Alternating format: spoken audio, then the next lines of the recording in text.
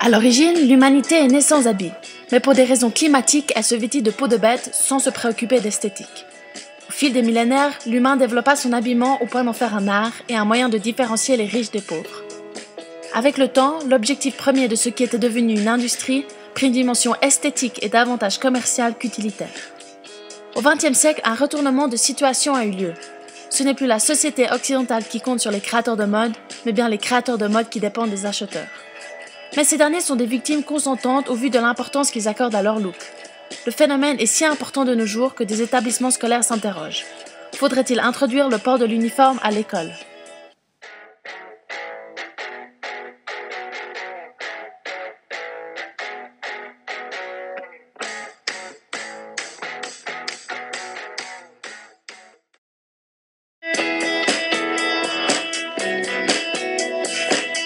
C'est un élément positif pour l'école, c'est assez valorisant. Moi je pense que c'est pas forcément une mauvaise chose parce que ça empêche les discriminations un peu entre les élèves. Mais en même temps ça fait un peu qu'on met tout le monde dans le panier, on veut que tout le monde se ressemble et il y a un peu un manque de liberté d'expression pour moi. Il m'empêcherait de montrer aux gens qui je suis vraiment. Je suis contre l'uniforme parce que je suis pour que chacun de nous ait le droit de s'habiller de la façon qu'il convient. Quand je vois des gens qui ont un uniforme, j'ai tendance à penser que ces personnes-là sont un peu snob et j'ai un peu envie de dire gosses de riches. C'est une manière de s'exprimer, oui, puis c'est surtout comme on a envie de paraître aux yeux des autres. Je pense que la façon de s'habiller reflète assez bien sa personnalité et peut-être aussi sa classe sociale, mais un peu moins. Parce que c'est plutôt une personnalité qui est véhiculée par la façon dont on s'habille. Si on porte l'uniforme, on est tous rangés à la même enseigne. Tandis que si l'on peut s'habiller de la façon qu'on veut, on peut s'exprimer, montrer ce qu'on aime, ce qu'on n'aime pas. On est tous différents et il faut l'exprimer par la façon dont on s'habille, oui, je pense. Pour moi, il y a un peu un manque de liberté d'expression, ça veut dire qu'on peut plus porter vraiment ce qu'on a envie de porter et puis montrer vraiment ce qu'on est. D'un côté, c'est vrai que ça nous empêche de nous exprimer, de montrer nos goûts. Après, je crois que ça ne nous empêche pas d'être nous-mêmes par le fait que c'est pas un habit qui va faire ce qu'on est. On peut être focalisé sur autre chose que juste sur l'habillement. Il y a d'autres façons d'exprimer sa personnalité. Parce que c'est pas très confortable. Deuxièmement, justement, je ne me sentirais pas moi-même. Les inconvénients peuvent être que ce soit trop répétitif, peut-être. Du point de vue pratique, aussi il faut tout le temps, faut laver son uniforme parce que c'est le seul habit qu'on met pendant la semaine. Ce qui me dérange aussi un peu, c'est justement ce look classique un peu. Je trouve qu'il pourrait faire des uniformes un peu plus à la mode, si on veut, un peu plus pour les jeunes, quoi. S'il fallait payer l'uniforme, ce serait lourdingue. S'habiller tous les matins de la même manière, c'est pas forcément ce qu'il y a de mieux pour développer sa personnalité et puis pour exprimer ce qu'on a envie. Donc ça m'embêterait un petit peu d'être en ville, d'avoir mon uniforme. Après, c'est vrai que encore s'il fait chaud, etc., qu'on a notre uniforme, c'est un peu dérangeant. Après, je pense que c'est des habitudes à prendre. Comme on est tous habillés de la même manière, et c'est un uniforme, on est prêt à travailler. C'est pas comme si on était habillés comme tous les jours ou on s'apprête à aller faire du shopping ou quoi que ce soit. On est vraiment dans la mentalité du travail. Au niveau de l'argent, certaines personnes ont les moyens de s'acheter des habits de marque. Ils les montrent et s'habillent comme ça en allant au gymnase par exemple. Et ça ferait qu'il y aurait moins de différence entre les personnes de ce point de vue-là. Des personnes qui n'ont pas les moyens de se payer des marques, qui n'auraient pas honte, je dirais, de ne pas en avoir.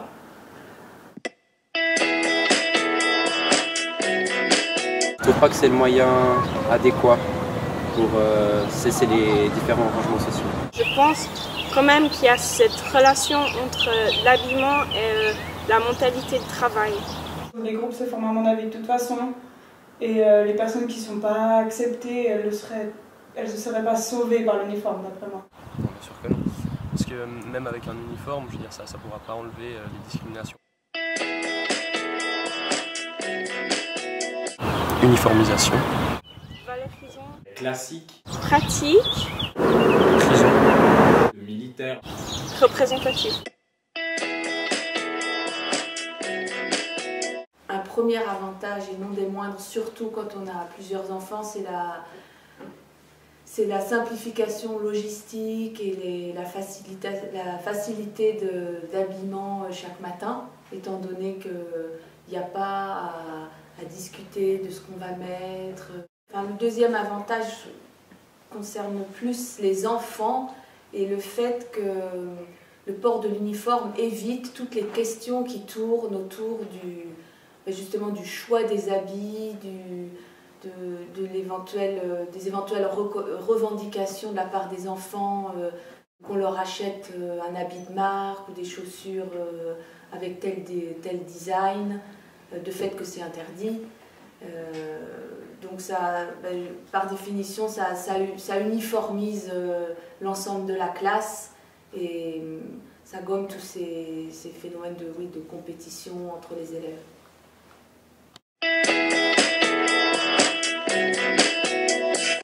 Bon, à l'inconvénient à l'uniforme, dans l'absolu non.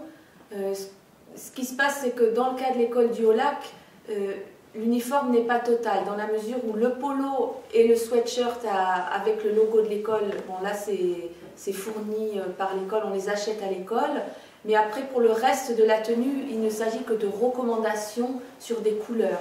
Donc la principale étant que le bas, pantalon, jupe ou bermuda, doit être bleu, bleu marine, gris ou noir.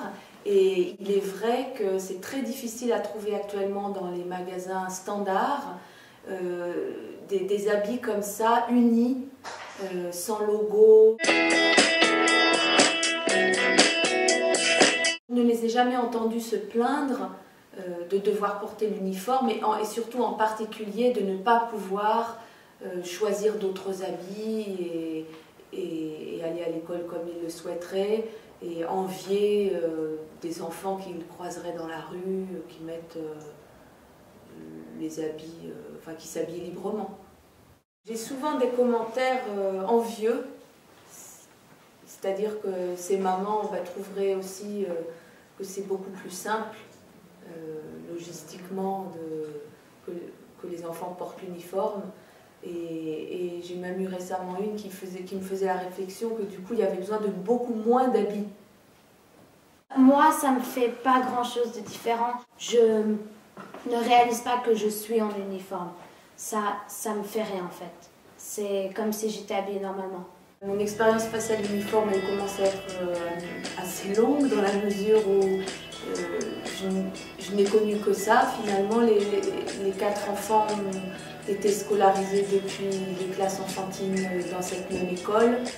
Donc, je n'ai pas personnellement de point de comparaison. Et en tout cas, j'en suis très satisfaite. Suite à ces précédentes interviews, il est possible de constater que les élèves ayant porté l'uniforme auparavant seraient favorables à ce dernier, contrairement aux élèves ayant toujours eu une liberté vestimentaire et qui, eux, sont clairement contre le port de l'uniforme.